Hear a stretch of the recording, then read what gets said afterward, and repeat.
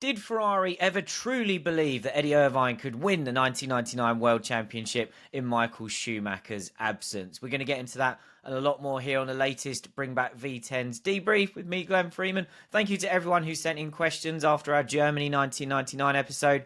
I'm sure we've got too many to get through in one go, but I'll do as many as we can. So let's get started.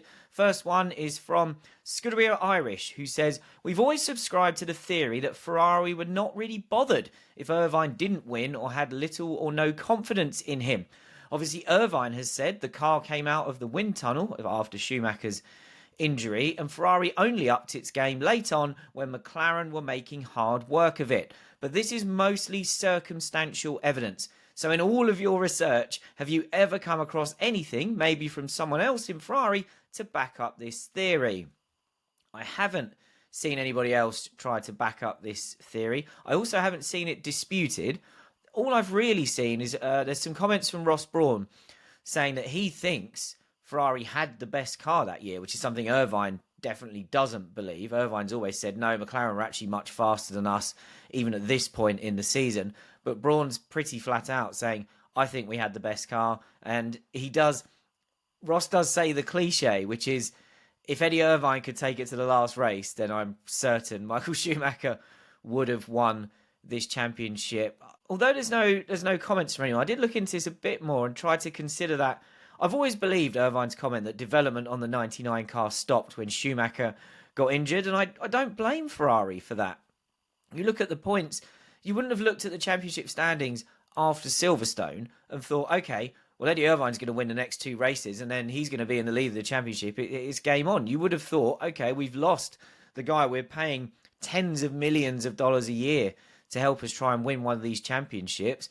All eyes on 2000 now. And I found that claim, didn't I, from Irvine, where he believed he was told, I think in Austria, maybe before he won that race, that the initial goal was around see if we can keep McLaren's points tally down long enough for perhaps Michael Schumacher to come back. And if you look at Ferrari's form, and Irvine has said this as well, even in the two races he wins here, Austria and Germany, he doesn't win them on pace. If Hakkinen doesn't get taken out by David Coulthard at the start in Austria, he probably wins that race by a mile. Hakkinen had this one well under control before his pit stop problem that put him behind and then the tyre failure that put him out. So even the couple of wins they did get here weren't on pace. And then right at the end of the year, the speed of the Ferrari, and it's not just Schumacher, it's suddenly Irvine jumps back ahead of the McLarens, suddenly Frenzen's a non-factor. It does suggest that something special maybe ended up on that car. And that leads us to another Irvine comment where he's talked about when they got to Suzuka for the title decider, he said that his special floor, I think is what he called it, was taken off. So maybe something very special went on the car for Malaysia. That's why Ferrari was suddenly so quick there. So there's plenty of things Eddie Irvine says, or plenty of things from Eddie Irvine's career that you can maybe dispute. I'm kind of okay with this one. And if it's true, I'm okay with the reasons Ferrari took the decisions they did. So yeah, I suspect this one is probably legit. But let's get on to that Schumacher element that I mentioned there about, did Ferrari really think maybe there was a championship he could come back and win still? Nicholas Langdon asked, what do you think is the latest point at which Schumacher could have returned and still fought for the title? I did reply to this one on Patreon saying, maths, don't make me do more work, Nicholas. Then I have worked it out. I've made a quick note. So let's have a look here. I reckon, if I've done the maths correctly, after Hungary, Schumacher's 26 points off the championship lead and there's 50 points still to go. I think if he was fit and ready to come back at that point, you may say if he goes on a tear and if the car is good enough that he can start beating Hakkinen on a regular basis, then it might be possible. Hakkinen then wins in Belgium, which is the next race, and suddenly the gap is 28 points with only 40 remaining. And I think by then you're not going to get that sort of swing on McLaren and Mika Hakkinen. So I think if you're being optimistic, maybe if he could have come back with 5 races to go instead of 2. And I think even on the timeline of Michael was playing football in his garden when Ferrari phoned him up, I don't think any of that was taking place around the time of Hungary. So yeah, it clearly wasn't an option. Michael Armadi is next, saying, not sure if my memory is playing tricks on me, but I seem to recall there were considerations for Michael to return at Hockenheim with hand controls. I imagine Ferrari at least explored all possible options. Did you come across this in your research? I've never seen that before.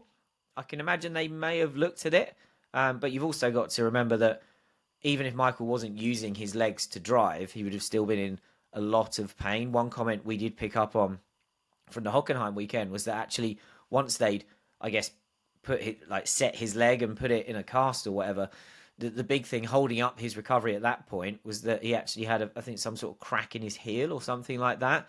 So again, you can only package the legs into an F1 car so tightly. And there's also things like he'd have to be able to do the extraction test and all those sort of things. So I doubt if this was even explored, I doubt there was ever much substance to it. Next up, let's talk Mika Salo, should we? The man who gave up the win here.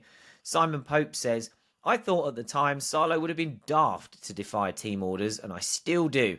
A win would have been great in the short term, but Ferrari would have blacklisted him. He did get a great sports car run in Ferraris later in his career, as you mentioned.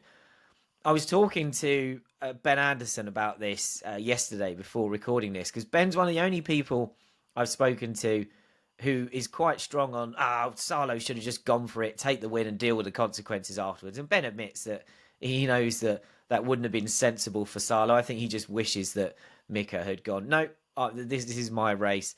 Ultimately, I don't think that was an option because Mika has said literally the first thing John Tott said to him when he took him to Maranello was, you're coming in, these are the rules you're playing by. So Mika's accepted the terms. He knows the terms from the moment the conversation starts. He knows what the deal is. And I think it's to his credit that he did as he was told. And I don't think this is a particularly controversial example of team orders getting a stand-in driver to move aside. But I know we've got more questions about that, so I'll save some more of my opinions on that until we get down to those. Next up, though, Scott Harris says, was Rubens Barrichello confirmed for 2000 as Michael Schumacher's teammate at this point, or was Salo dangled the carrot to ensure there were team orders? And Adam Barton says, was there ever a chance that this was an opportunity to get Barrichello or other contenders for 2000 in the car early? Well, Barrichello wasn't confirmed for about another month. The Barrichello and Irvine deals for Ferrari and Jaguar respectively didn't become official for another month. The Barrichello stuff, I think, was an open secret in the paddock already by this point. This was the weekend that in the media there were reports Irvine's going to Jaguar, Barrichello's going to be his replacement. So I would imagine because people in the paddock knew that already, I've seen Irvine's 1999 book says that he knew around May time that Ferrari didn't really want to keep him anyway. So I think everybody knew what was going on. Salo, I imagine, would have been privy to that stuff. I've never seen any indication from anyone at Ferrari or from Salo. Salo's never said, like they did say, oh, this is an audition, you may have a chance. So I don't think that was on the table. In terms of Adam's question, was there a chance to get Barrichello over early, perhaps? Again, I've not seen that. He was on a good contract with Stewart. He had a good relationship with Stewart. Their season was going quite well. I think everybody on that side of things was happy as well. So you sign your deal for 2000 and then you do the best job you can in a pretty good, if unreliable, Stewart over the rest of 99. That's where we're going to leave things then for those of you watching this on YouTube. Remember, you can get the full episode of each of these debriefs in the Race Members Club on Patreon. So we'll pin a comment below so you can access that. This is a regular feature now where our members get to ask me questions about the episodes just after we record them. There's loads of other bonus content as well. A very cheap opportunity to come and try it out. And if not, well, thank you for supporting the Bring Back V10's YouTube channel up to now. We're going to try and come up with some original content ideas for when the podcasts stop at the end of season 12. Let us know your suggestions. If you'd like to hear me ramble on about other stuff, or if you'd like to see me and one of our regular guests have some conversations about classic F1 memories from the 90s and the 2000s, do let us know. In the meantime, keep an eye on the channel. There'll be more full shows and more bonus content to come.